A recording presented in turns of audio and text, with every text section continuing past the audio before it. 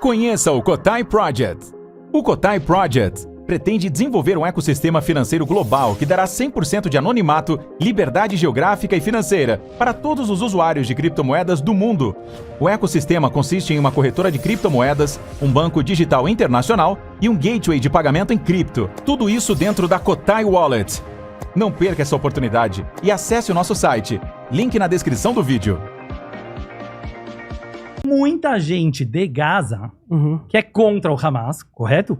Que não quer nenhum tipo de regime radical e que mesmo na religião deles islâmicas, eles são pessoas mais moderadas. E essas pessoas concordam com o que eu falei aqui hoje na mesa, que quem destruiu a faixa de Gaza foi o Hamas. Por que eu tô querendo te falar isso até pro nosso querido amigo Peixoto, junto com os nossos ouvintes, né?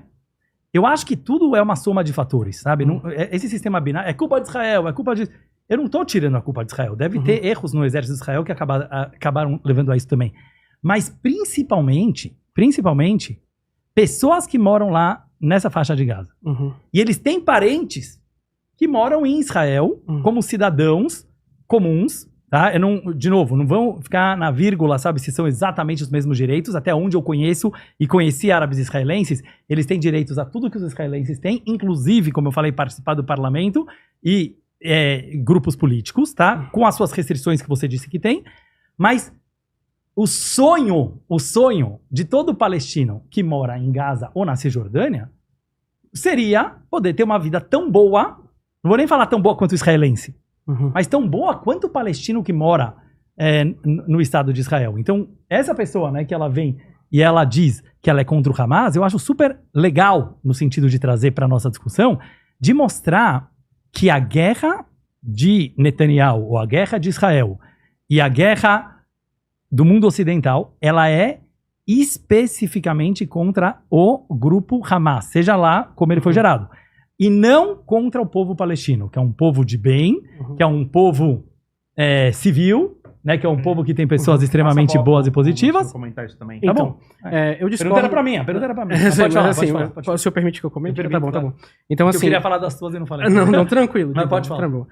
Não, uma coisa que eu falo é o seguinte, eu discordo totalmente que quem destruiu Gaza foi o Hamas. O Hamas não tem arma de última geração para destruir Gaza. Quem destruiu Gaza foi o exército de Israel com uma escolha pensada, né, anunciada pelo Benny Gantz, né, e vários outros políticos israelenses de que queriam tratar aqueles animais ali como animais humanos, né? Como for colocado no discurso dessas pessoas, que são extremistas, mas que estão no governo e com o poder de fazê-lo, e o fizeram e mataram milhares de pessoas. Óbvio que tem palestinos que vão ser contra o Hamas, claro que vão ter muitos palestinos que vão ser contra o Hamas. Vai ter palestino da OLP, vai ter palestinos da FPLP, que são marxistas-leninistas. Você tem um número enorme de pessoas que têm modos diferentes de pensar uma sociedade palestina. Mas deixa eu falar uma coisa. Não, já que a pergunta era minha, só quero falar uma coisa. Não, você tá voltando no mesmo tema. Não, você já falou isso antes, mas eu quero te perguntar uma coisa sobre isso, tá?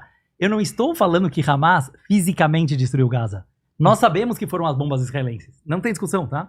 Eu quero pro nosso povo saber que eu não estou discutindo sobre fatos que a gente vê na televisão. Quando eles falam que eles são contra o Hamas, quer dizer assim, que a política do Hamas durante 20 anos de usar o dinheiro recebido de países muito ricos como o Irã e o Catar, para, em vez de construir uma estrutura que poderia ser um país, uma região maravilhosa, em vez disso ficou construindo túneis subterrâneos de milhares de quilômetros, uma coisa absurda, e obrigou Israel, para a sua sobrevivência, a bombardear tudo aquilo. Rabino, os judeus, quando eles viviam no gueto de Varsóvia, eles construíram túneis. Eles não pegaram o dinheiro que eles tinham para construir uma vida maravilhosa. Eles construíram um túnel, eles pegaram em arma... Não, Rabino, eles pegaram em armas, eles lutaram contra os alemães e os alemães ordenaram a total destruição dos judeus cercados em Varsóvia. Então, assim, eu chegar para o judeu de Varsóvia judeu de Varsóvia, eu entendo, e falar, por que você não construiu um hotel? Por que você não pegou esse recurso que você tem e fez uma praça? Eu entendo, Rabino, o seu ponto. Mas eu preciso rir, porque você está comparando coisas muito diferentes. Não são, Rabino. Olha, Rabino, deixa eu concluir. Por mil motivos. Pode deixa eu concluir. Só pra saber, do jeito que você está falando, você acha que o... É ridículo. Não, mas é porque assim, no Ocidente contemporâneo, o Hitler substituiu o demônio. Então a gente precisa sempre ficar comparando o nazismo, até porque... Nem eu fiz isso. Eu entendo, Rabino, mas eu preciso colocar para as pessoas lerem sobre o gueto de Varsóvia e estudarem sobre o que foi o levante do gueto de Varsóvia. Eu entendi a tua comparação, posso já falar? Não, mas é que eu preciso concluir, tá bom, por favor. conclui, mas depois eu quero te mostrar não, porque é igual. Quantas vezes o senhor colocou? Conclui. Então, assim, o Hamas recebeu dinheiro, né, digamos assim, de países estrangeiros, e dinheiro que era repassado, inclusive, vejam, através do Qatar Gate, pelo próprio Benjamin Netanyahu, porque ele que era a ponte, né, entre esses países. Não tem como o emir do Qatar fazer um pix pelo celular e cair na conta do diretor do Hamas, né? O Hamas precisa receber dinheiro. E outra coisa, para os materiais do que o Hamas vai construir chegarem lá dentro de Gaza, precisa da anuência de Israel, porque é controlado por ar, terra e mar. Então, se o Hamas tem alguma coisa, né, ele não produziu com areia, ele não pegou areia e fez os rifles, alguém teve que deixar passar aquilo ali. Aí ele já está dizendo que o Netanyahu indiretamente apoiou o Hamas, mas que seria uma coisa exato, é uma estratégia, é uma estratégia que já foi denunciada por muitos políticos dentro de Israel, né, e que o Benjamin Netanyahu, ele dá aquela resposta ambígua, né, típica do político. Então, assim, não tem como os palestinos construírem uma cidade boa, uma cidade maravilhosa, uma cidade se eles vivem sob ocupação. E na fala anterior, eu gostei de um exemplo que o senhor deu que é muito interessante, que é o seguinte: se um bandido vai invadir a minha casa, eu vou proteger a minha casa. Eu vou me precaver contra aquele bandido. Mas eu tenho certezíssima que a casa que eu moro hoje, que a minha família comprou, e que a gente construiu, e que a gente foi pra lá, ninguém tava morando ali antes e agora tá morando num lugar cercado por mim, que eu jogo mísseis lá dentro.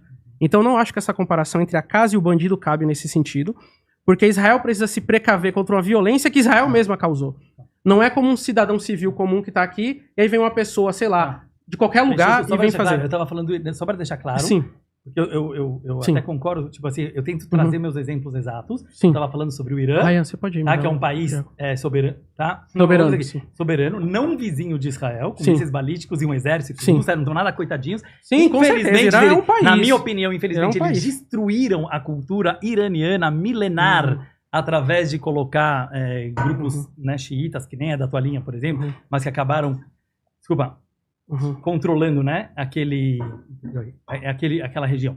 Só quero, não, mas a correção é importante, já que você trouxe agora. Esse livro aqui... Deixa eu te falar uma coisa. Não, sim, senhor. Eu já vou ouvir isso aqui, sim, senhor. Porque eu acho muito importante, era pergunta para mim, mas já que ele trouxe uma coisa polêmica, quando a gente compara qualquer coisa com o Holocausto, eu tô falando agora assim, tipo assim, com conhecimento de causa, de uma pessoa que visitou campos de concentração, e não tô atacando não, eu entendo, porque é uma coisa, né, que, sei lá, o Lula faz isso aqui direto, assim, acaba sendo uma irresponsabilidade, mesmo que talvez a tua intenção não fosse essa, eu entendi a tua comparação.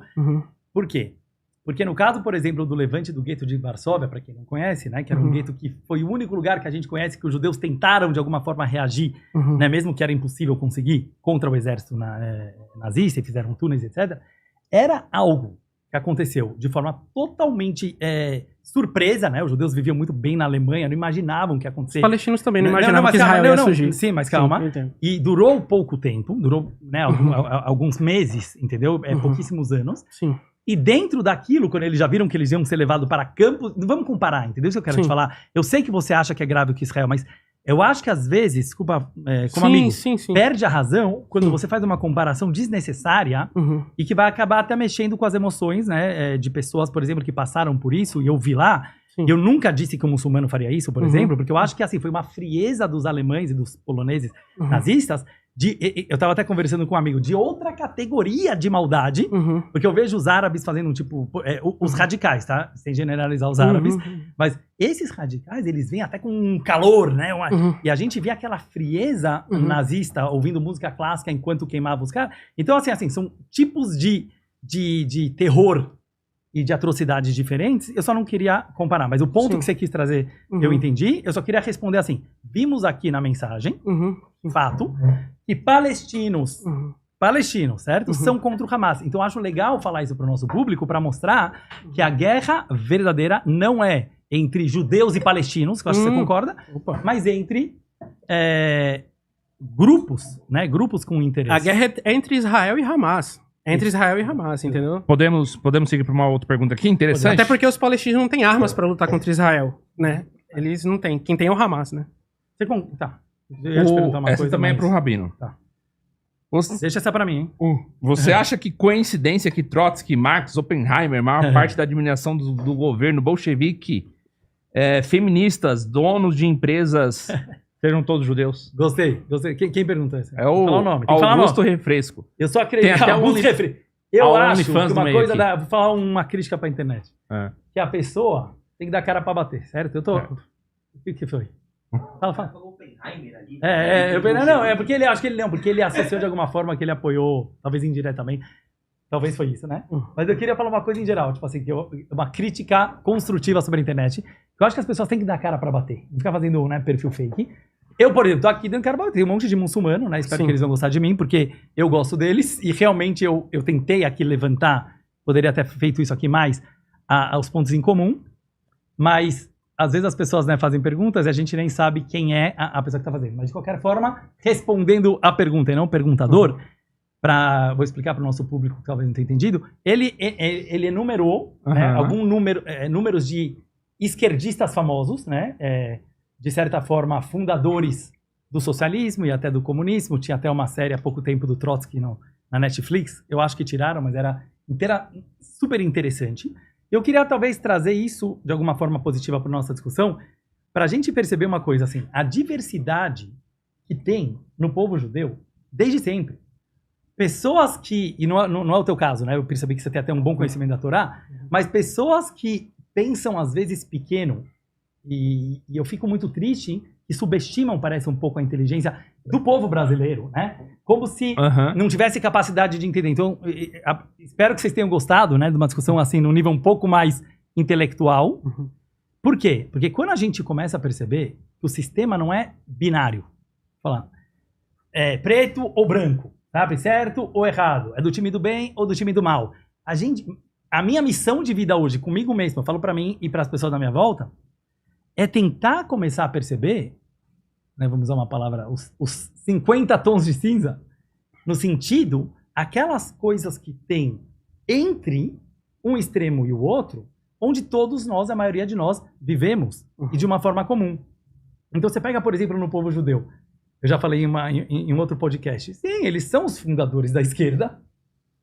E provavelmente eles são os fundadores da direita em outra época. Inclusive perguntaram para o Rebbe de Lubavitch uma vez se a Torá, né, tem gente que... Vou criar haters dos dois lados agora, né? Se o judaísmo ele é de direita ou de esquerda.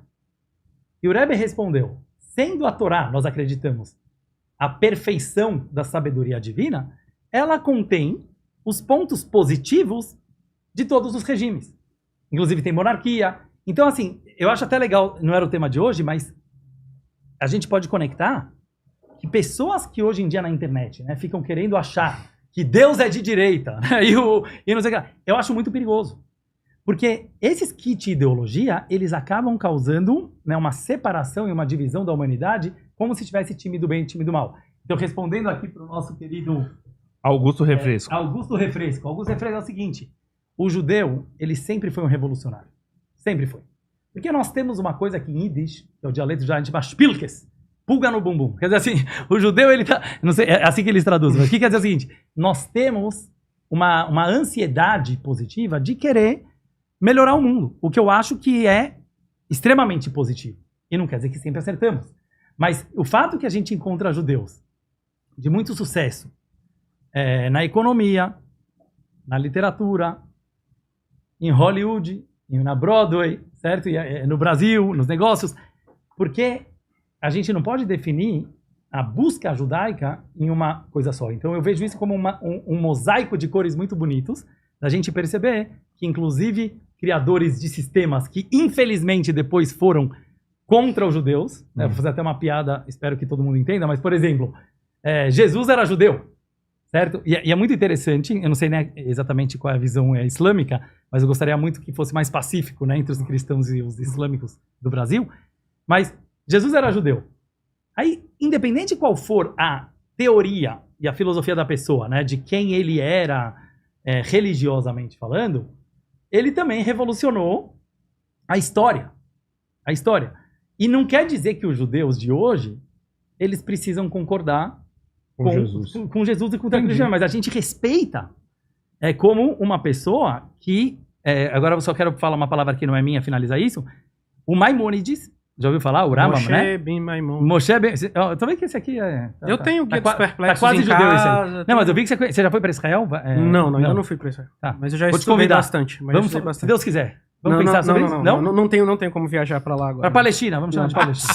só pra Gaza. Eu vou. Só pra Gaza. Tá bom. Pra Talvez Gaza. você me leva pra Gaza com proteção. Sim, com proteção, aí eu levo o senhor lá. A gente, tá bom. Anyway, eu queria falar assim, o Maimônides é uma figura muito interessante. Moshe Ben Maimon, ele está enterrado na cidade de Tiberíadas, lá no norte de Israel. E ele foi, olha isso aqui, filósofo, rabino, primeiro legislador judaico. Ele morou no Egito, morou na Espanha, no final ele foi enterrado em Israel. E ele era médico do sultão do Egito. Ele era médico do sultão do Egito. Ele foi criticado por muitos rabinos, que ele era também grande revolucionário. E ele escreve, no livro mais importante dele, de legislação judaica, logo no final, foi censurado por muito tempo e agora descobriram esses manuscritos. Ele fala uma coisa assim, difícil de você ouvir de um judeu ortodoxo. E o Rebbe de Lubavitch traz isso várias vezes. Ele fala assim, qual é a razão pelo judaísmo que Deus enviou ao mundo? Ele fala Yeshua Hanotzri, que seria Jesus de Nazaré. Ele falou extensamente. E ele fala o Maomé, para abrir os caminhos para o mundo melhor da era messiânica. Porque mesmo que nós não concordamos em relação aos preceitos e mandamentos divinos, né? Por exemplo, os muçulmanos rezam 5 vezes por dia, a gente reza 3 vezes por dia, cada um tem as suas formas de se alimentar, né? Mas o fato deles terem levado o monoteísmo, que antes era pertencente só ao povo judeu, para grande parte da humanidade, e hoje até a maioria da humanidade, e conceitos de mandamentos divinos, mesmo que a gente diverge quais são os mandamentos divinos, e conceito de salvação, isso uniu toda a humanidade para um propósito maior. Então eu acho isso aqui lindo, sabe? O quanto que o Rambam, né, que ele era árabe e judeu e médico do sultão do Egito, ele conseguiu ter essa visão moderna e extremamente abrangente, mesmo que naquela época os judeus já tinham muitas perseguições demais. dos dois